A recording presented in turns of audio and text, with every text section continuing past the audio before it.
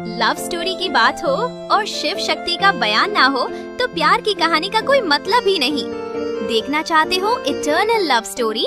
तो आओ मेरे संग। सृष्टि बनाने के लिए उन्हें अलग होना पड़ा। ये पहली लड़ाई नहीं थी, ये पहला बलिदान था, क्योंकि क्रिएशन बिना सेपरेशन के हो ही नहीं सकता।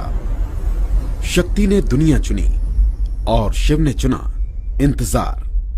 कोई शिकायत नहीं, कोई सवाल नहीं, बस एक वादा था कि वे दोनों फिर मिलेंगे, एक नई रचना करने के लिए, एक नए संसार में। और यहीं से शुरू होती है ये कहानी, जो सिर्फ उनके प्यार की नहीं, सिर्फ उनके विवाह की नहीं, बल्कि उस दर्द की है जो लगाव से पैदा होता है, और उस गुस्से की भी है जिसने धीर गंभीर शांत सदाशिव को एक दिन रुद्र बनाया।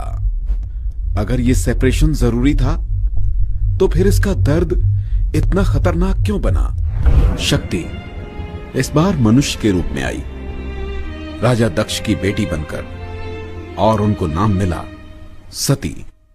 राजा दक्ष के महल में चारों तरफ भव्यता थी, सुरक्षा थी, सम्मान था, लेकिन ये भौतिक चीजें सती को कभी अपनी नहीं लगी, क्योंकि वास्तव में जो था उनके लिए था, और वो उनसे कहीं बहुत दूर था। वो भी बाकी बच्चों की तरह हंसती थी, खेलती भी थी, लेकिन हर बार जैसे कुछ छूट सा जाता था और वे अचानक ही परेशान हो उठती। कुछ तो ऐसा था जो उन्हें महसूस तो होता, लेकिन वे उसे समझ नहीं पाती थीं। रातों में अक्सर वो ऐसे सपने देखती थी जिसमें कोई आवाज नहीं थी, कोई पुकार नहीं थी, बस किसी के होने का एहसास भर था। और उस एहसास को लेकर भी उनके दिल में अजीब सी जिज्ञासा थी, एक ऐसा अपनापन जो उनके पास होकर भी उनसे बहुत दूर था।